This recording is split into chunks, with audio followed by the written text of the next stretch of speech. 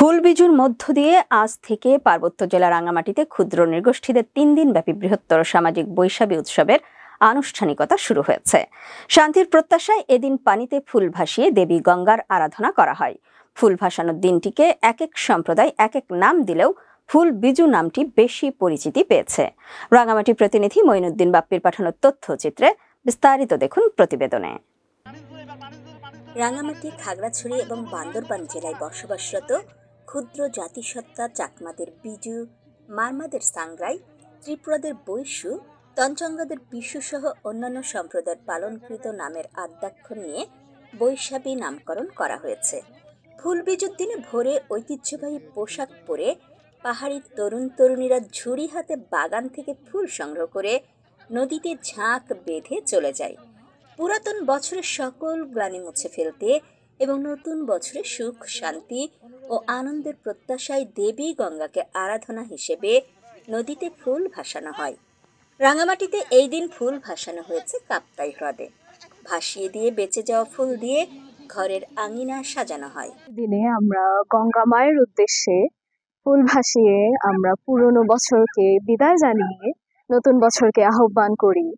আজকের এই দিনে আমরা গড়িয়া পূজা করে থাকি, বিভিন্ন ধরনের পিঠা এবং পাচন খেয়ে থাকি এবং আজকের এই দিনে আমরা বয়োজ্যেষ্ঠদের স্নান করিয়ে থাকি। বিশেষ দিন, কারণ ফুল বিজুকে ত্রিপুরায় হারি বৈশু বলে এবং এই দিনে আজকে সবাই আমরা একসাথে একত্রিত হয়ে এবং গঙ্গা মায়ের উদ্দেশ্যে প্রার্থনা করি যাতে আমাদের নতুন বছর ভালোভাবে কাটে। শুরুতে ত্রিপুরা কল্যাণ ফাউন্ডেশনের হারি বৈশুকে শুভেচ্ছা সবাইকে। আমাদের প্রতি বছর নেই, এবছরেও আমরা ত্রিপুরা কল্যাণ ফাউন্ডেশন উদ্যোগে ত্রিপুরা সম্প্রদায়ের উদ্যোগে আমরা প্রতি বছরে হারি বৈশু পালন করে থাকি। আর এই হারি বৈশুতে হচ্ছে আমাদের মা গঙ্গা মাকে আমরা ফুল নিবেদন করি, ধূপ বাতি দিয়ে আমরা মা গঙ্গা মা থেকে আমরা আশীর্বাদ খুঁজি। পুরাতন বছরকে বিদায় জানিয়ে নতুন বছরের জন্য মানে মা গঙ্গা থেকে আশীর্বাদ খুঁজি যাতে সকলে ভালো থাকে, সুস্থ থাকে এবং সবার সুন্দর নিরাপত্তা, সুন্দর ভবিষ্যতের জন্য আমাদের নিজেদের ভালোর জন্য আমরা মা গঙ্গা থেকে আশীর্বাদ খুঁজে থাকি। ফুল ভাসানো যে প্রোগ্রাম, এটা যা দেখছি মানে এটা সম্পূর্ণ আমাদের আসলে প্লেন থেকে আমাদের কিছুটা আলাদা, একটু অন্য ধরনের এবং এখানে তাদের মধ্যে যে একটা উৎসবমুখর যে একটা পরিবেশ, যে পয়লা বৈশাখ আমাদের যে সমতলেও যেরকম একটা ব্যাপার এবং পাহাড়েও যেটা ভীষণ একটা উৎসবমুখর পরিবেশে যেটা প্রতিপালিত হচ্ছে, এটা দেখে আমি ভীষণ আনন্দিত এবং এটা দেখতে আসলে আমি এখানে এসেছি। দিন ধরে আমাদের বৈশাখ উৎসব পালন করে থাকি। প্রথমে হচ্ছে আমাদের হাড়ি বৈশু, এরপর বেশিমা, এরপর বেশিকাতা। প্রথম দিন আমরা হাড়ি বৈশু নামে আমরা পালন করে থাকি। এই উৎসব হচ্ছে আমাদের ধর্মীয় এবং সামাজিক দুটোই।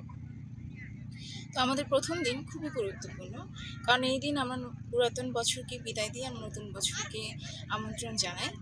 প্রথমেই ভোরবেলা উঠে আমরা ফুল তুলতে যাই, এরপর গঙ্গা স্নান করে এসে আমরা আমাদের গঙ্গা মাকে পূজা দিই।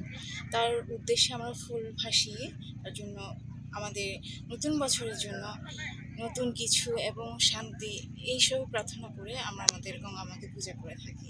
রাঙ্গামাটি জেলা পরিষদের চেয়ারম্যান বলেন, সকল গ্লানি মুছে ফেলে আগামী বছরের কল্যাণ কামনায় শান্তি সম্প্রীতি ছড়িয়ে দিতে এই দিনে পানিতে ফুল ভাসানো হয়েছে। রাঙ্গামাটি এবং বান্দরবান, খাগড়াছড়ি 3 পার্বত্য জেলায় আমাদের বিজু উৎসব শুরু হয়েছে। আজকে আমাদের ফুল বিজু। আমরা এখানে 3 পার্বত্যর যে 12-13টি আমরা জাতিগোষ্ঠী আছে, এই জাতিগোষ্ঠীর একটা বছরের আমরা বিজু পালন করে থাকি। এখানে আমরা আনন্দ করি, পিঠে উৎসব করি এবং বুড়ো বুড়িদের আমরা সম্মান করি।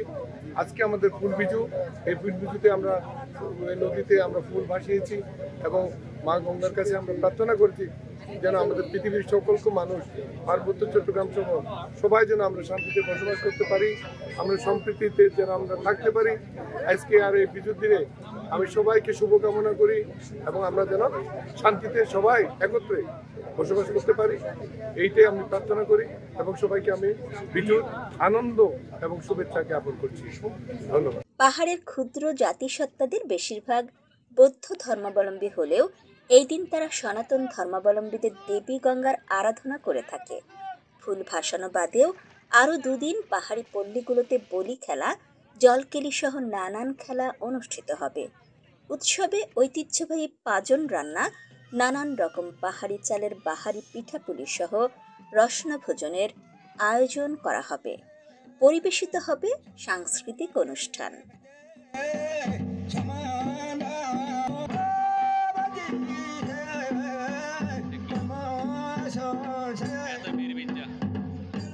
বৈশাখী একসময় পাহাড়ি জনগোষ্ঠীর জন্য হলেও এখন সার্বজনীন ও জাতীয় উৎসবে পরিণত হয়েছে। এই উৎসবের মধ্য দিয়ে পাহাড়ের সাম্প্রদায়িক সম্প্রীতি আরও সুদৃঢ় হোক, এ প্রত্যাশা সকলের।